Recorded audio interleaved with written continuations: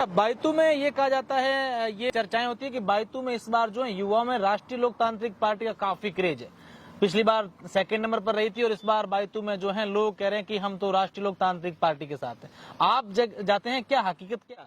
हरी जी का ये दावा है कि हमने तो हर घर नल पहुंचा दिया है, कई स्कूलें कर्मोन्नत करवा दी है, पूरे बायतू में सड़कों का जाल बिछा दिया है। राजस्थान में इतनी किसी विधानसभा में सड़कें नहीं, इतनी सड़कें हमने बायतू में की है। इसके अलावा हमने खूब सारे काम किए हैं, किसी क्षेत्र में देखो लोग हमारे साथ हैं। अच्छा, आपको ये कह रहे हैं कि पिछली बार जाति विशेष के लोग थे, 30-40% ही लोग हैं, तो फिर 2018 में सेकंड नंबर कैसे आ गया? त्रिलोकचंद जी की तैयारी कैसी चल रही है बायतू विधानसभा क्षेत्र में? तो बायतू में तो कई नेता हैं, कई सालों से तैयारी कर रहे हैं। परसेप्शन तो ये भी है राजनीतिक गलियारों में, त्रिलोक जी तो अभी नए आए हैं, प्रत्यक्ष राजनीति में अभी पैर रखा है और अभी वो चुनाव लड़ने चले। हम लोग तो कई सालों से तैयारी कर रहे हैं, कई संगठन के पदों पर भी रहे। तो क्षेत्र में जब आप घूमते हैं तो आपको क्या लगता है कि बायतू में जो विधायक रहे, वर्तमान में कांग्रेस के विधायक हैं हरीश चौधरी, जो पूर्व कैबिनेट मंत्री भी रहे हैं, क्या लगता है कि ये विकास के कार्य बायतू में वो होने चाहिए थे जो नहीं हुए? त्रिलोकचंद को अगर पार्टी टिकट देती है, मौका दे देती है और यहाँ से आप विधायक भी बन जाते हैं,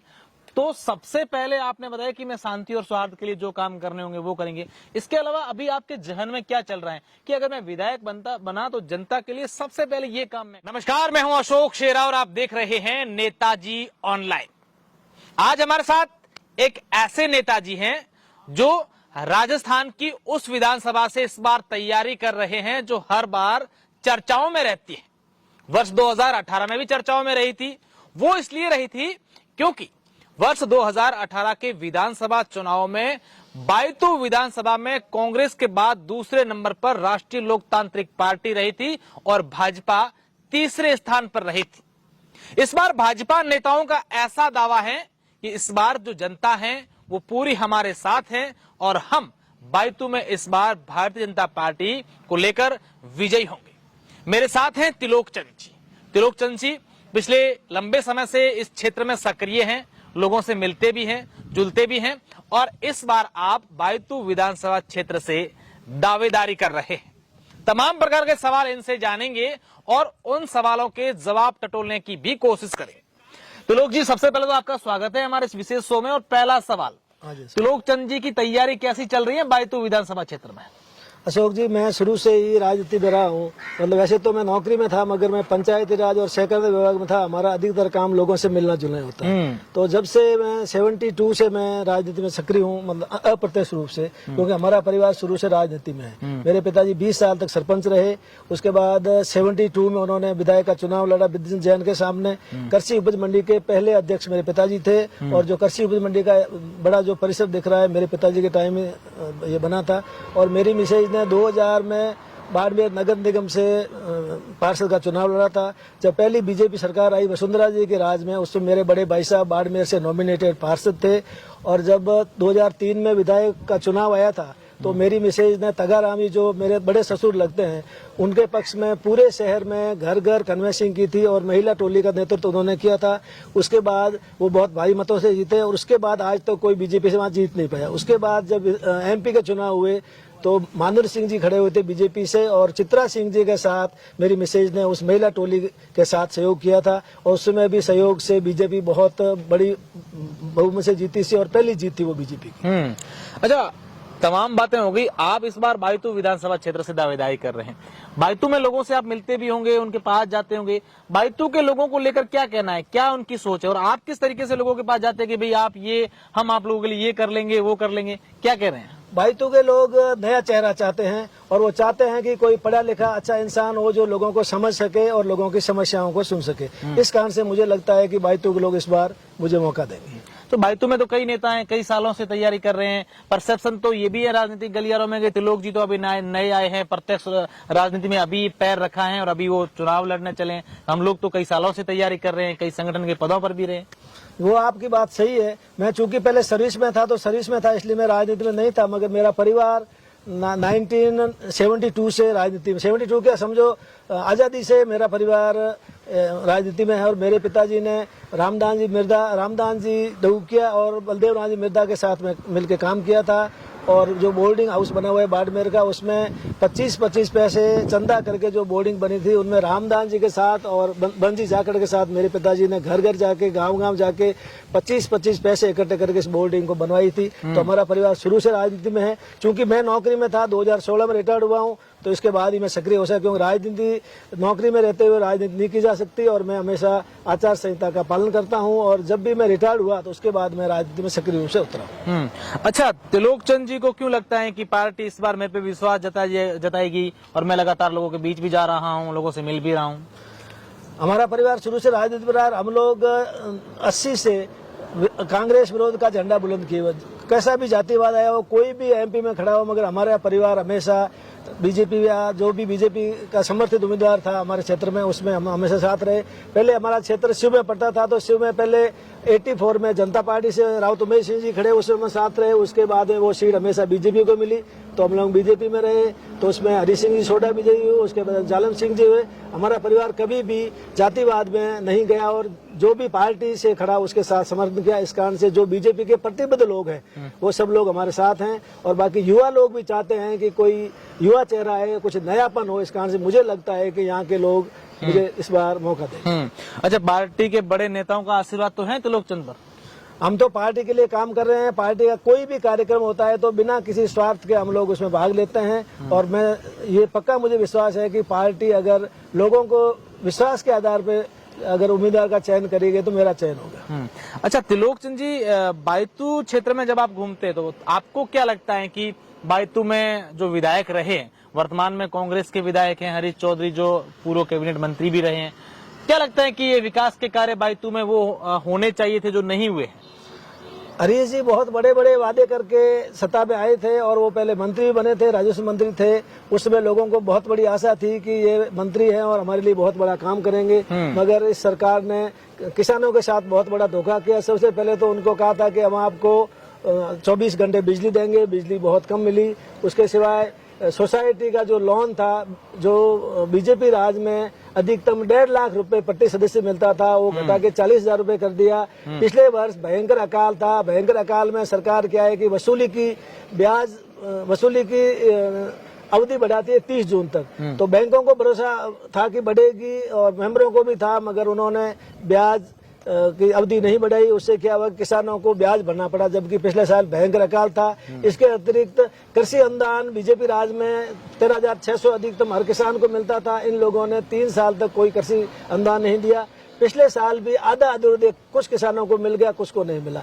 वर्तमान स्थिति है कि सहकारी समिति के सदस्यों के 5,000 से 7,000 रुपए फालतू पड़े हैं, क्योंकि पहले हिस्सा राशि अधिक वसूल कर दी, अब लोन वो कम मिलता है। तो 50 करोड़ से 1 अरब तक के किसानों के फालतू पैसे बैंकों में पड़े हैं। हमने कई बार आंदोलन भी किया, मांग भी की कि जो हमारी फालतू हिस्सा राशि पड़ी है उसको वापस दी जाए, मगर वो नहीं दी।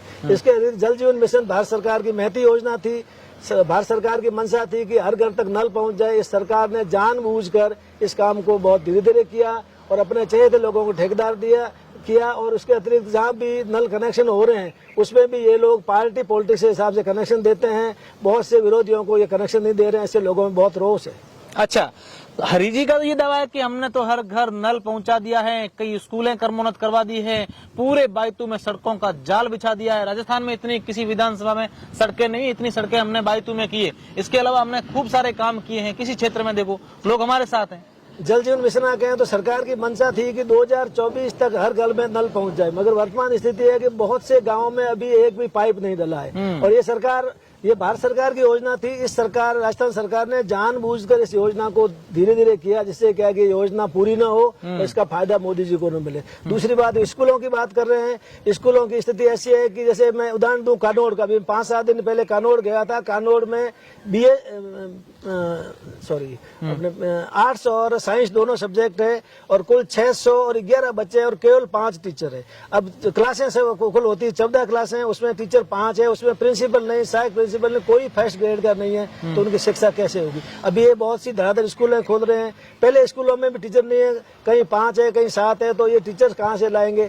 तो ये लोग क्या है कि शिक्षा को भट्टा बिठाने के उद्देश्य से बहुत सी स्कूलें खोल रहे हैं। इसी प्रकार जगह जगह और बहुत से ऑफिसों की घोषणा कर रहे हैं, मगर वास्तव में स्टाफ पहले से ही नहीं है। पहले जो ऑफिस है उनमें स्टाफ नहीं है, तो नए ऑफिसों में या नई स्कूलों में स्टाफ कहाँ से लाएंगे, टीचर्स कहाँ से लाएंगे। इन लोगों ने स्कूल में शिक्षा का भत्ता बैठा दिया। और रोडों की बात कर रहे हैं, स्टेट हाईवे 40 जो सबसे महत्वपूर्ण सड़क है जो पंजाब से राजस्थान को जोड़ती है, उसकी हाल आप देख सकते हैं। पिछले 2 सालों से सड़क के लिए आंदोलन कर रहे हैं, मगर अभी तक ये सड़क बननी शुरू नहीं हुई है। और बाकी अधिकतर सड़कें टूटी हुई है। अभी कुछ सड़कों का उन्होंने जरूर काम शुरू किया, मगर उसका काम भी बहुत घटिया तरीके का है, उसमें लोगों में रोष व्याप्त है। और हमारी ये मांग है कि जो सड़कें बन रही है, रेवेन्यू विलेज में सड़कें कुछ सैंक्शन हुई है, उन सड़कों की गुणवत्ता का ध्यान रखा जाए, नहीं तो सड़कें बहुत जल्दी उखड़ जाएगी। और गिड़ा से परऊ के बीच में सड़क काफी जगह उखड़ भी गई। अच्छा, बायतू में ये कहा जाता है, ये चर्चाएं होती है कि बायतू में इस बार जो है युवाओं में राष्ट्रीय लोकतांत्रिक पार्टी का काफी क्रेज है। पिछली बार 2nd नंबर पर रही थी और इस बार बायतू में जो है लोग कह रहे हैं कि हम तो राष्ट्रीय लोकतांत्रिक पार्टी के साथ हैं। आप जाते हैं, क्या हकीकत क्या है? हकीकत ऐसा है जी, युवा लोग उसके साथ है। युवा लोग क्या है कि अधिकतर फेसबुक व्हाट्सएप पे सक्रिय हैं, तो वो लगता है कि भी अधिकतर लोग इसके साथ, जबकि एक्चुअल में एक जाति विशेष के लोग उनके साथ हैं। उसमें भी सब लोग नहीं, लगभग 30 से 40% लोग उनके साथ है। बाकी आम आदमी जो है वो समझता है कि भी किसी राष्ट्रीय पार्टी को चुने बिना कोई विकास नहीं होगा। या तो कांग्रेस या बीजेपी दोनों राष्ट्र पार्टियों में से कोई होगा तो ना काम होगा। अगर मान लो विरोधी कोई जीत भी जाएगा तो ना काम नहीं होगा। इस बार अधिकतर बुजुर्ग लोग जो पिछली बार राष्ट्रीय लोकतांत्रिक पार्टी को वोट दे रहे थे, उनका भी इस बार मानस है कि भाई हम तो वोट बीजेपी को देंगे, क्योंकि राष्ट्रीय पार्टी होगी तो काम होगा। इसलिए ये लगे भले ही एक्चुअल में ऐसी स्थिति नहीं है। और राष्ट्रीय लोकतांत्रिक पार्टी के मुझे तो नहीं लगता कि वो दूसरे नंबर भी आ पाएगी। अच्छा, आपको ये कह रहे हैं कि पिछली बार जाति विशेष के लोग थे, 30-40% ही लोग हैं, तो फिर 2018 में 2nd नंबर कैसे आ गई बात? 2nd नंबर आने का ये कारण था कि कांग्रेस ने बहुत से वादे किए थे, तो उससे लोगों को लगा कि भाई कांग्रेस की सरकार बन जाएगी और हमारे लिए कुछ नया करेगी, अच्छा करेगी। उसने अधिकतर लोगों को वोट दिए। दूसरा, हमारी पार्टी के एक बागी उम्मीदवार किशोर सिंह जी कानोड़ खड़े हो गए थे, उन्होंने लगभग 27,000 वोट लिए, उसमें से अधिकतर वोट बीजेपी के थे। इस कारण से क्या है कि आरएलपी 2nd नंबर रहेगी। और उसमें लोगों को लगा था, कुछ लोगों को जो युवा लोग थे, कि हनुमान जी 40-50 सीटें लेके आ जाएंगे और राजस्थान के मुख्यमंत्री बन सकते हैं, जबकि एक्चुअल वो 3 सीटें लाए। तो इस बार लोगों को पता चल गया कि भाई मुख्यमंत्री बनने के वगैरह कोई चांस है नहीं। इसलिए इस बार लोग बहुत सोच समझ के वोट देंगे और मुझे पूरा भरोसा है कि इस बार वो बीजेपी के पक्ष में वोट करेंगे। अच्छा, बायतू में कानून व्यवस्था को लेकर त्रिलोकचंद जी का क्या बयान है, क्या कहना है? बायतू में कानून व्यवस्था नाम की कोई चीज नहीं है। एक एनकाउंटर थोड़े दिन पहले हुआ था, उससे पहले कमलेश जी का एनकाउंटर हुआ। और हर आदमी भय व्याप्त है कि किसी भी समय कुछ भी हो सकता है, कहीं भी पुलिस जाती कर सकती है या कोई भी आदमी किसी पे हमला कर सकता है। राजस्थान पूरे में शांति व्यवस्था की स्थिति बहुत ही खराब है। और उसमें बायतू में तो लोगों में बहुत ही भय और आतंक का वातावरण है। इसलिए मेरी पहली प्राथमिकता, अगर मुझे सरकार लोगों ने मौका दिया तो मेरी पहली प्राथमिकता होगी कि लोगों में शांति और सौहार्द का वातावरण है। सबसे पहली जरूरत होती है कि लोगों को अगर शाम को घर आने पे उसको आराम से नींद आती है, तो सबसे बड़ी उपलब्धि मैं मानता हूं कि शांति सबसे पहले होनी चाहिए। अच्छा, त्रिलोकचंद को अगर पार्टी टिकट देती है, मौका दे देती है और यहाँ से आप विधायक भी बन जाते हैं, तो सबसे पहले आपने बताया कि मैं शांति और सौहार्द के लिए जो काम करने होंगे वो करेंगे। इसके अलावा अभी आपके जहन में क्या चल रहा है कि अगर मैं विधायक बना तो जनता के लिए सबसे पहले ये काम मैं करूँ? मेरी पहली प्राथमिकता शांति और सौहार्द की होगी। उसके सिवाय मेरा अगला लक्ष्य होगा कि शिक्षा की व्यवस्था सुधरे। मैं चाहूंगा कि शिक्षा अच्छी हो, पर्याप्त स्टाफ हो और लोगों को गुणवत्तापूर्ण शिक्षा मिले और लोग शिक्षा के महत्व को समझे। और इस कारण से दूसरा मेरा शिक्षा में होगा। उसके बाद तीसरा होगा रोडों का, क्योंकि अगर रोड सही होती है तो आवागमन साधन अगर अच्छा होगा तो लोग आसानी से जा सकते हैं, आ सकते हैं। उससे व्यापार बढ़ता है और व्यापार बढ़ता है तो हर जगह अच्छा ही होता है। पार्टी के बाकी नेता साथ दे देंगे? पार्टी के बाकी नेता, मुझे पूरा भरोसा है कि जिसको भी, जैसे मान लो मैं उम्मीदवार हूं, पर पार्टी जिसको भी टिकट देगी मैं पूरे तन मन धन से उनके साथ हूं। तो मुझे आशा है कि अगर मुझे टिकट दी तो पूरी पार्टी मेरे साथ खड़ी रहेगी। जीत को लेकर कितने आश्वस्त हैं? अशोक जी, मैं जीत के प्रति 100% आश्वस्त हूँ। मुझे विश्वास है कि मैं, अगर मुझे पार्टी टिकट का मौका देगी तो मैं आराम से 20+ जीतूंगा। निश्चित रूप से ये त्रिलोकचंद का दावा है कि इस बार अगर पार्टी मुझे मौका देगी तो मैं जीतूंगा। लेकिन देखने वाली बात होगी कि वर्ष 2023 के चुनाव में भारतीय जनता पार्टी किस पर विश्वास जताती है और उसके बाद यहाँ की जनता विधायक का ताज किसके सर पर रखती है। बहुत बहुत शुक्रिया, धन्यवाद।